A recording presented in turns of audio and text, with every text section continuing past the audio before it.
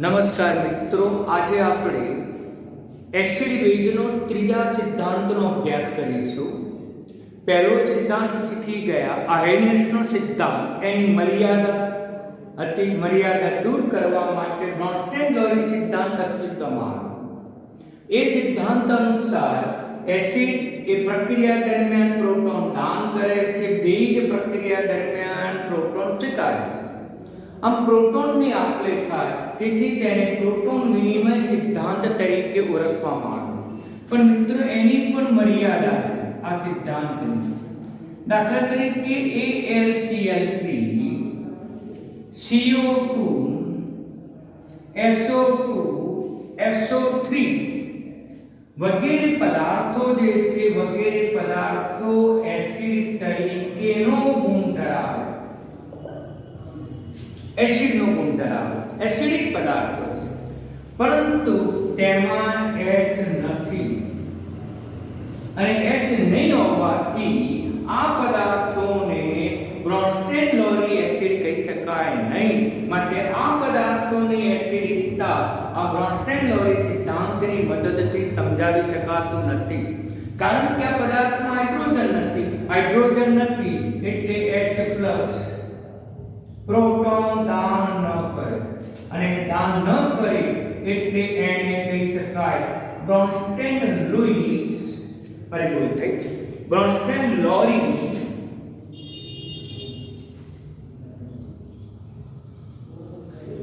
Acid નથી. એમસીક્યુમાં પણ યાદ રાખજો મિત્રો. આ ઉપરાંત તમને કારણ પણ પૂછી શકે કે Al2O3 SO2 SO3 CO2 જેવા પદાર્થો એ બ્રોન્સ્ટેન-લોરી એસિડ નથી. તો જવાબ આમ લખવાનો, કારણ કે એસિડ એ રાસાયણિક પ્રક્રિયા દરમિયાન પ્રોટોનનું દાન કરે છે. આ પદાર્થોમાં પ્રોટોન H+ નથી, માટે દાન ન કરે, માટે લોરી બ્રોન્સ્ટેન એસિડ તરીકે ઓળખવામાં આવતા નથી. તો પછી આની એસિડિકતા કોના વડે સમજાવી શકાય? ત્યાર પછી અત્યંત આધુનિક સિદ્ધાંત અસ્તિત્વમાં આવ્યો, જે ઇલેક્ટ્રોન રચનાને આભારી છે. એટલે ઇલેક્ટ્રોન રચનાને આધારે અત્યંત આધુનિક સિદ્ધાંત છે લુઈસ સિદ્ધાંત. લુઈસ સિદ્ધાંતને આધારે દરેક એસિડ બેઝ પ્રક્રિયાઓ સમજાવી શકાય છે. આ સિદ્ધાંતને આધારે આપણે પદાર્થને એસિડ કે બેઝમાં વર્ગીકરણ કરી શકાય છે.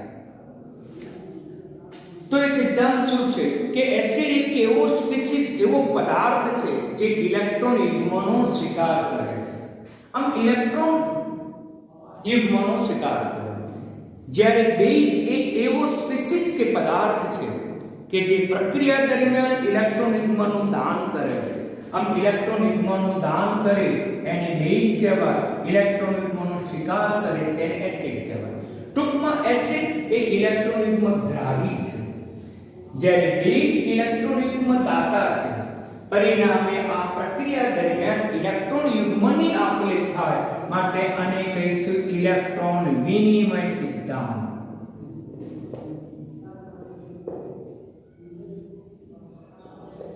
અને ઇલેક્ટ્રોન વિનિમય સિદ્ધાંત તરીકે ઓળખવામાં આવે, અને કહીશું પ્રોટોન વિનિમય સિદ્ધાંત. તો આ બંનેનો તફાવત છે. તમને જો તફાવત પૂછે તો પહેલું લખવાનું, આ ઇલેક્ટ્રોન વિનિમય સિદ્ધાંત છે, આ પ્રોટોન વિનિમય સિદ્ધાંત છે. આમાં એસિડ ઇલેક્ટ્રોન યુગ્મ ગ્રાહી છે, આમાં એસિડ એ પ્રોટોન દાતા છે, આમાં બેઝ ઇલેક્ટ્રોન યુગ્મ દાતા છે, જ્યારે બેઝ એ પ્રોટોન ગ્રાહી છે. આ પદાર્થોને બ્રોન્સ્ટેન-લોરી એસિડ કહેવાતા નથી, જ્યારે આ પદાર્થોને લુઈસ એસિડ તરીકે ઓળખી શકાય. આ પદાર્થને લુઈસ એસિડ તરીકે વર્ગીકરણ કરી શકાય છે. હવે મિત્રો ધ્યાન આપજો. આમ તફાવત પણ પૂછે તો આવડે સરળતાથી, કારણ કે આ ઇલેક્ટ્રોન વિનિમય સિદ્ધાંત, આ પ્રોટોન વિનિમય સિદ્ધાંત, આ ઇલેક્ટ્રોન યુગ્મ ગ્રાહી એસિડ, પ્રોટોન દાતા એસિડ, ઇલેક્ટ્રોન દાતા બેઝ, આ પ્રોટોન ગ્રાહી બેઝ. અને ઉદાહરણ પર લખી શકાય.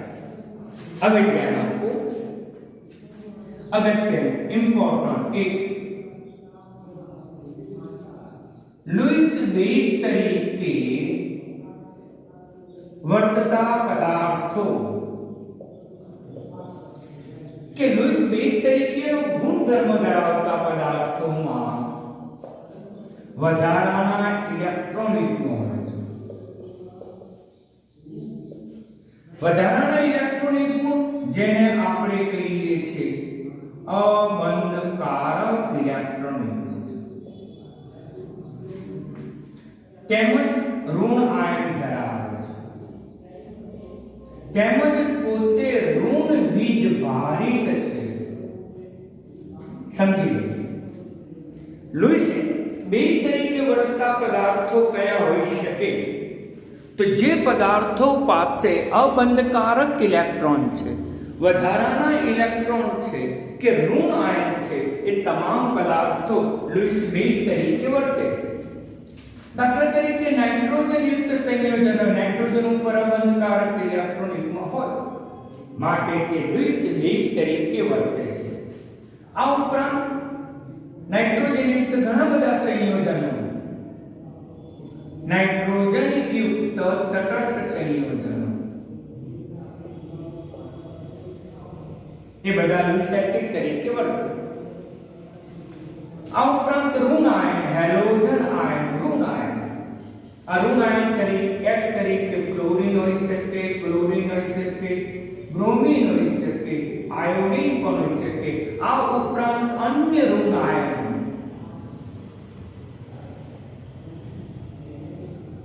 એ પોતે લુઈસ બેઝ તરીકે વર્તી શકે. આમ લુઈસ બેઝ એવા પદાર્થો છે જેની પાસે વધારાના ઇલેક્ટ્રોન છે, જેની પાસે અબંધકારક ઇલેક્ટ્રોન યુગ્મ છે, તેથી તે લુઈસ બેઝ તરીકે વર્તશે. ઋણ આયન છે તેથી તે લુઈસ બેઝ તરીકે વર્તે. હવે નંબર 2 લુઈસ એસિડ તરીકે વર્તતા પદાર્થો જેના લુઈસ બેઝ તરીકે તો મેં કીધું લુઈસ એસિડ તરીકે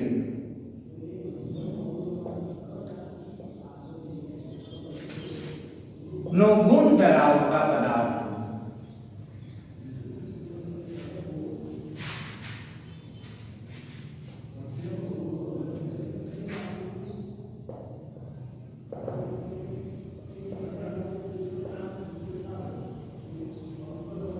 લુઈસ એસિડ નો ગુણ ધરાવતા પદાર્થો તો પહેલું ધન વીજભારિત છે અથવા ધન વીજભારિત આયન છે. કારણ કે પોતે ધન વીજભાર પ્રાપ્ત કરે ત્યારે ઇલેક્ટ્રોન ખૂટે અને ઇલેક્ટ્રોન ખૂટે એટલે ઇલેક્ટ્રોન તટસ્થ થવા માટે મેળવે ઇલેક્ટ્રોન ગ્રાહી થાય એટલે પોતે એસિડ છે. એટલે ધન વીજભાર ધરાવતા બધા જ પદાર્થો એ લુઈસ એસિડ તરીકે વર્તે છે. આ ઉપરાંત તટસ્થ પરમાણુમાં ખાલી કક્ષકો હોય છે. તટસ્થ પરમાણુમાં ખાલી કક્ષકો હોય તો તે પણ લુઈસ એસિડ તરીકે જ વર્તે છે. આ ઉપરાંત ધાતુ તત્વો હોય, ધાતુ તત્વો કે ધાતુ સંયોજન એ પણ લુઈસ એસિડ તરીકે જ વર્તે છે. આમ આપેલા પદાર્થ લુઈસ એસિડ છે કે લુઈસ બેઝ એ સરળતાથી નક્કી કરી શકાય છે મિત્રો. આ બાબત ધ્યાનમાં રાખવાની. તો આટલી બાબત હોય તો લુઈસ બેઝ અને આટલી બાબત હોય તો લુઈસ એસિડ તરીકે આપણે ઓળખીશું. હવે ધ્યાન આપો એમસીક્યુ માં એસિડ બેઝમાં વર્ગીકરણ કરો.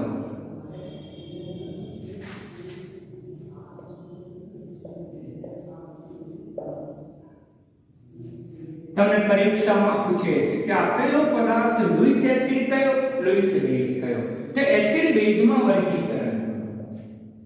તો મિત્રો સરળતાથી આવડશે.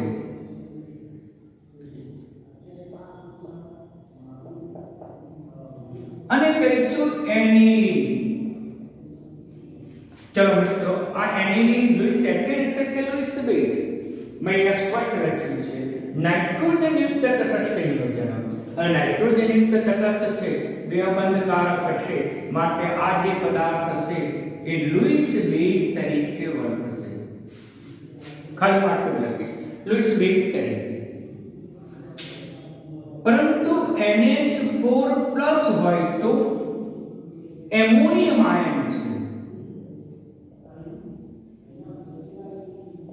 એમોનિયમ આયન તો નાઇટ્રોજન છે, પરંતુ અહીંયા ધન વિજભારિત આયન છે. નાઇટ્રોજન હોવા છતાં પણ ધન વિજભારિત છે, અબંધકારક ઇલેક્ટ્રોનિકમાં નથી, માટે આ જે પદાર્થ છે એ લુઈસ એસિડ તરીકે વર્તશે. આ પદાર્થ લુઈસ એસિડ તરીકે વર્તશે. કોપર સલ્ફેટ તમે લો, કોપર સલ્ફેટ ન લેવું હોય તો કોપર +2 લઈ શકો. તો ધાતુ તત્વો કે તેના સંયોજનો અને ધાતુ તત્વો કે તેના સંયોજનો પણ લુઈસ એસિડ તરીકે વર્તી શકે, ત્યારે તે પોતે લુઈસ એસિડ તરીકે વર્તે છે. ઘણા બધા ઉદાહરણો છે. એ સિવાય પણ આપણે લઈ શકીએ SO4 અથવા તો એકલું ક્લોરીન -1 લઈએ તો ઋણ આયન છે, એટલે પોતે લુઈસ બેઝ તરીકે વર્ગીકૃત કરી શકાય. OH આયન છે તો OH આયન પણ પોતે લુઈસ બેઝ તરીકે વર્તે. O-2 પણ એ પોતે લુઈસ બેઝ તરીકે વર્ગીકરણ કરી શકાય. એ જ રીતે NH2-1 ધ્યાન આપો, NH3 લુઈસ બેઝ, આ પણ લુઈસ બેઝ, એમોનિયમ એ લુઈસ એસિડ ધન વિજભાર છે, માટે એ ઋણ વિજભાર છે, એટલે આ પદાર્થો છે એ લુઈસ બેઝ તરીકે વર્ગીકૃત કરી શકાય છે. આમ એસિડ બેઝમાં સરળતાથી વર્ગીકરણ કરી શકાય. હવે ધ્યાન આપો, H2O લઈએ આપણે. બધા જ ઉદાહરણોની નોંધ કરતા રહેજો. H2O પર બે અબંધકારક ઇલેક્ટ્રોન યુગ્મ છે, માટે H2O એ લુઈસ બેઝ તરીકે વર્ગીકૃત કરવામાં આવે છે. આમ તો H2O ઉભય ગુણધર્મી છે. બ્રોન્સ્ટેડ-લોરી સિદ્ધાંત અનુસાર H2O ઉભય ગુણધર્મી, એસિડ તરીકે પણ વર્તે, પ્રોટોનનું દાન કરે છે, બેઝ તરીકે વર્તે, પ્રોટોનનો સ્વીકાર કરે છે, જે ઉભય ગુણધર્મી છે. પરંતુ તમને પૂછે H2O નો ગુણધર્મ, તો લુઈસ સિદ્ધાંત અનુસાર બેઝ રહે. એ પોતે કેવો છે તો કે લુઈસ બેઝ તરીકે વર્તે છે. આમ H2O પોતે લુઈસ બેઝ તરીકે. આ ઉપરાંત આલ્કોહોલ નહીં, આલ્કોહોલ આ આલ્કોહોલનું બંધારણ છે જે ધોરણ 10 માં શીખી ગયા. R તરીકે કાર્બન સંખ્યા વધારે, એટલે ઘણા બધા આલ્કોહોલ હોઈ શકે. આ બધા જ આલ્કોહોલમાં ઓક્સિજન ઉપર અબંધકારક છે, એટલે પોતે લુઈસ બેઝ તરીકે વર્ગીકૃત કરી શકાય. આ બધા MCQ માં પૂછાયેલા છે મિત્રો, બરાબર ધ્યાન રાખજો.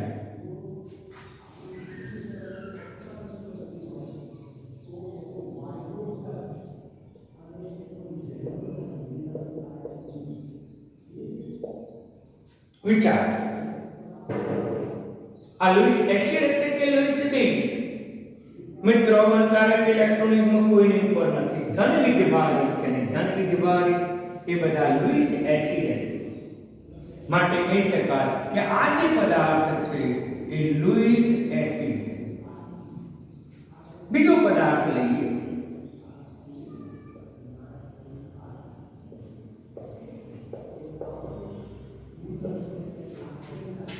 વિચાર. તો મિત્રો ઋણ આયન આવ્યો, ઋણ વિજભારિત છે, અને ઋણ વિજભારિત હોવાથી તે લુઈસ બેઝ તરીકે વર્તી શકે. તમે બરાબર મિત્રો ધ્યાન આપજો. એ પદાર્થ લુઈસ બેઝ તરીકે વર્તી શકે, કારણ ઋણ આયન છે, ધન આયન લુઈસ એસિડ, ધાતુ તત્વો બધા લુઈસ એસિડ, એના સંયોજનો પણ લુઈસ એસિડ. આ રીતે આપણે નક્કી કરી શકીએ. હવે ધ્યાન આપજો, લુઈસ એસિડ તરીકે તમે Fe+2 પણ લઈ શકો, Fe+3 3 પણ લઈ શકો, એ બધા જ લૂઈસ એસિડ છે. ધન વિધભાર આવ્યો આખો બંધ કરી લૂઈસ એસિડ લખી નાખો, ઋણ વિધભાર આવ્યો આખો બંધ કરી લખી નાખો લૂઈસ બેઝ. પણ તટસ્થ પરમાણુ હોય બંધકારક ઇલેક્ટ્રોન યુગ્મ તો લૂઈસ બેઝ. આ તટસ્થ છે, અબંધકારક ઇલેક્ટ્રોન યુગ્મ ધરાવે છે, માટે તેઓ લૂઈસ બેઝ તરીકે વર્તે છે. હવે અહીંયા ચર્ચા કરીએ BF3 સંયોજન. ઇમ્પોર્ટન્ટ છે, બરાબર ધ્યાનમાં રાખજો. BF3 તો લૂઈસ એસિડ કે લૂઈસ બેઝ? તો બોરોન તત્વ, બોરોનનો પરમાણુ ક્રમાંક 5 1s2 2s2 પરંતુ એ બોરોન જે છે એ ઉત્તેજિત અવસ્થા પ્રાપ્ત કરે ત્યારે આ 2s નો એક ઇલેક્ટ્રોન એ 2p કક્ષકમાં સંક્રમણ પામે છે. મેં અગાઉ આ બધું સમજાવેલું છે, છતાં અહીંયા રિપીટેશન કરું. આમ તો એની અંદર એક જ અયુગ્મિત ઇલેક્ટ્રોન છે અને એક જ અયુગ્મિત ઇલેક્ટ્રોન હોવાથી એક જ બંધ બનાવે, તેમ છતાં પણ પોતે 3 બંધ બનાવે છે અને 3 બંધ ધરાવતું સંયોજન છે, માટે 3 અયુગ્મિત ઇલેક્ટ્રોન હોવા જોઈએ અને 3 અયુગ્મિત ઇલેક્ટ્રોન થવા માટે આ ઇલેક્ટ્રોનનું સંક્રમણ અહીંયા થાય છે. તેથી તેમાં 2s નો એક ઇલેક્ટ્રોન ક્યાં ગયો? 2p કક્ષકમાં 3 અયુગ્મિત ઇલેક્ટ્રોન આવી ગયા. હવે 3 ફ્લોરીન છે, 3 ફ્લોરીન અને ફ્લોરીનની ઇલેક્ટ્રોન રચના તમે ચકાસો તો Na2np5 છે. હેલોજન તત્વની ઇલેક્ટ્રોન રચના આ છે.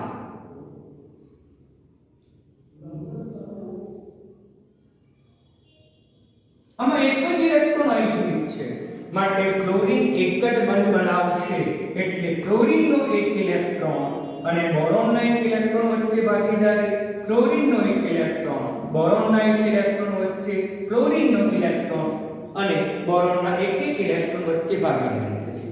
હવે આ કક્ષક ખાલી બની ગયું અને ખાલી કક્ષક હોય એટલે એમાં ઇલેક્ટ્રોન યુગ્મનો સ્વીકાર થાય, ઇલેક્ટ્રોન યુગ્મ ગ્રાહી બને અને ઇલેક્ટ્રોન યુગ્મ ગ્રાહી મિત્રો તે પદાર્થ કેવો કહેવાય? એસિડ કહેવાય. તો પછી કહી શકાય કે આ જે પદાર્થ છે એ લૂઈસ એસિડ છે. મિત્રો બરાબર ધ્યાનમાં રાખો, કારણ કે ખાલી કક્ષક છે અને ખાલી કક્ષક આ તટસ્થ સંયોજન છે અને તટસ્થ સંયોજનમાં ખાલી કક્ષક છે, ઇલેક્ટ્રોન યુગ્મનો સ્વીકાર કરે છે, તેથી તે પોતે લૂઈસ એસિડ તરીકે વર્તે છે. એ જ પ્રમાણે આપણે BeCl2 પણ લઈ શકાય. એસિડ છે કે બેઝ? તો પછી મધ્યસ્થ પરમાણુ બેરિલિયમ છે.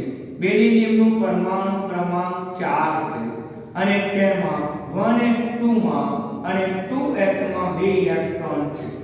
આ ઇલેક્ટ્રોન રચનામાં બધા જ ઇલેક્ટ્રોન યુગ્મિત છે, બંધ ન બનાવે, છતાં પણ પોતે 2 બંધ બનાવે છે અને 2 બંધ સૂચવે છે કે તેમાં 2 અયુગ્મિત ઇલેક્ટ્રોન હોવા જોઈએ, એટલે એક ઇલેક્ટ્રોન અહીંયા સંક્રમણ પામે છે.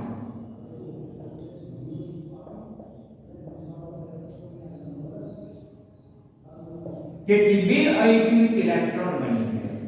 ક્લોરીન જોડાય છે એટલે એની સાથે ક્લોરીન જોડાય છે. મિત્રો ક્લોરીનની પણ બાહ્ય કક્ષામાં એક જ ઇલેક્ટ્રોન છે, અયુગ્મિત છે, તેથી આમાં બેરિલિયમનો એક ઇલેક્ટ્રોન, ક્લોરીનના એક ઇલેક્ટ્રોન વચ્ચે ભાગીદારી છે. આ ઉપરાંત આ 2 કક્ષક ખાલી કક્ષક છે અને ખાલી કક્ષકો ધરાવતો પરમાણુ કે પછી સંયોજન એ લૂઈસ એસિડ તરીકે વર્તે તો આ પદાર્થ પણ મિત્રો લૂઈસ એસિડ તરીકે વર્તે છે.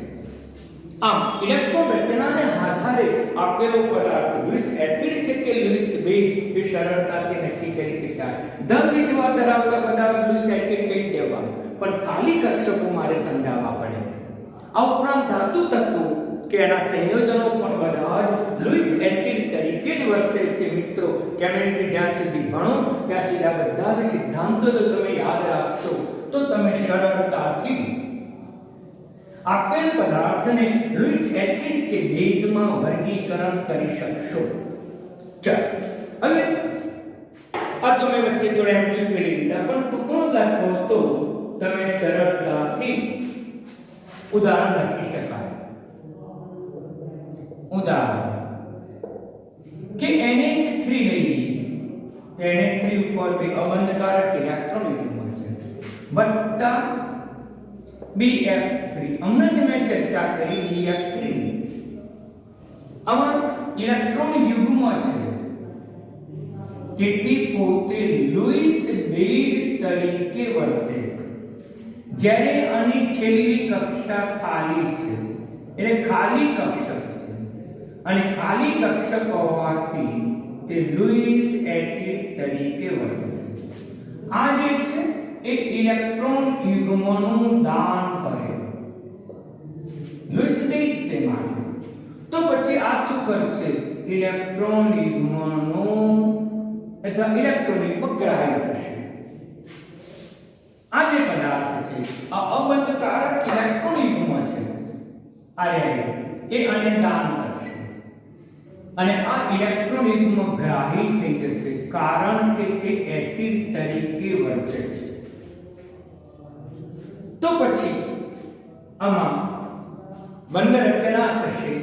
NH3 જે છે એ NH3 અને ઇલેક્ટ્રોન યુગ્મનું દાન કરશે એટલે આપણે આ રીતે લખવું હોય તો પણ લખી શકાય BF3 આ ઇલેક્ટ્રોન યુગ્મનું દાન જે ખાલી કક્ષકમાં દાન છે એમ આપણે કહી શકીએ. આ ઉદાહરણ પણ લઈ શકાય. હવે આ ઉદાહરણ લેવું હોય તો પણ લઈ શકાય કે NH3 અબંધકારક ઇલેક્ટ્રોન યુગ્મ છે. આપણે NH3 ની જગ્યાએ પાણી લઈએ H2O વત્તા BeCl આની અંદર અબંધકારક ઇલેક્ટ્રોન યુગ્મ છે તેથી તે પોતે લુઈસ બેઝ તરીકે વર્તશે. ઇલેક્ટ્રોન યુગ્મનું દાન કરે. જ્યારે આમાં બે કક્ષક ખાલી છે એટલે કે એમાં ખાલી કક્ષક છે તેથી ઇલેક્ટ્રોન યુગ્મ ગ્રાહી છે તેથી તે લુઈસ એસિડ તરીકે વર્તે છે. લુઈસ એસિડ અને ખાલી કક્ષકમાં પાણી ઇલેક્ટ્રોન યુગ્મનું દાન કરશે. આ જે ઇલેક્ટ્રોન બતાયા યુગ્મ એ પાણી છે એ પાણીના ઇલેક્ટ્રોન યુગ્મ છે અને પાણી બે બેથી એક જ ઇલેક્ટ્રોન યુગ્મનું દાન કરે છે એટલે એક ઇલેક્ટ્રોન યુગ્મ આ ખાલી કક્ષકમાં ચાલ્યા ગયા એટલે ઓક્સિજન ઉપર એક બાકી રહ્યું. તો આમ આપણને સંયોજન બનાવશે Be પાણીના કેટલા અણુ જોડાશે 1 અને 2 અને સંકીર્ણ બનાવશે Cl2. તો આ રીતનું સંયોજન બનાવે. આમાં પુરોગામી પ્રક્રિયા ધ્યાનમાં લેવામાં આવે છે પ્રતિગામી પ્રક્રિયા ધ્યાનમાં લેવામાં આવતી નથી. અહીંયા પાણી બે છે તો અહીંયા પાણીના બે લખવા પડે. અસંખ્ય પ્રક્રિયાઓ છે મિત્રો અને અસંખ્ય પ્રક્રિયાઓને આપણે લુઈસ એસિડ બેઝમાં સરળતાથી વર્ગીકરણ કરી શકાય. આના સિવાય બીજા પણ ઉદાહરણો લઈ શકાય મિત્રો. ઘણા બધા ઉદાહરણો છે આપણને આવડે. અહીંયા લખીશું ઇલેક્ટ્રોન યુગ્મ દાતા એટલે લુઈસ બેઝ વત્તા ઇલેક્ટ્રોન યુગ્મ ગ્રાહી એટલે લખીશું લુઈસ એસિડ. દાખલા તરીકે લઈએ સિલ્વર +1 અને ક્લોરીન -1 એટલે બની જાય AgCl. એ વખતે આ ધન વીજભાર છે મારી ભૂલ થઈ.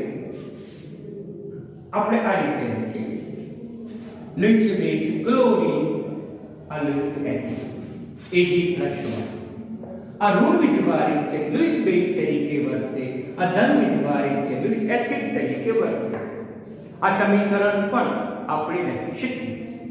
એ જ રીતે H+ વત્તા NH3 અબંધકારક ઇલેક્ટ્રોનિકમાં છે.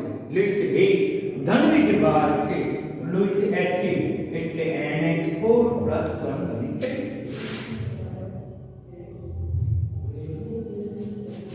F-1 BF3 આમાં ઇલેક્ટ્રોન ઋણ વીજભાર છે, દાતા તરીકે વર્તે છે. આ BF3 એ ખાલી કક્ષક ધરાવે છે અને ખાલી કક્ષક એટલે લુઈસ એસિડ એટલે BeF4 આપણે લખી શકીએ. BeF4 એ જ રીતે આપણે લઈ શકીએ SO4 - 2 ઋણ વીજભારિત છે, Fe+2 ધન વીજભારિત છે, માટે બનશે FeSO4. એ જ રીતે NH3 લઈએ, કોપર +2 લઈએ અને પ્રબંધકારક ઇલેક્ટ્રોનિકમાં છે, માટે દાન કરશે, લુઈસ બેઝ તરીકે વર્તશે. અહીંયા ધન આયન છે અને ધન આયન લુઈસ એસિડ તરીકે વર્તશે એટલે આમાં ઇલેક્ટ્રોનિકમાંનું દાન કરશે, પણ 4 બંધ બનાવે એટલે સંકીર્ણ બનાવશે. કુલ વીજભાર કેટલો? તો +2, તો અહીંયા આપણે 2+ તરીકે લખી શકીએ. બરાબર ધ્યાનમાં રાખજો.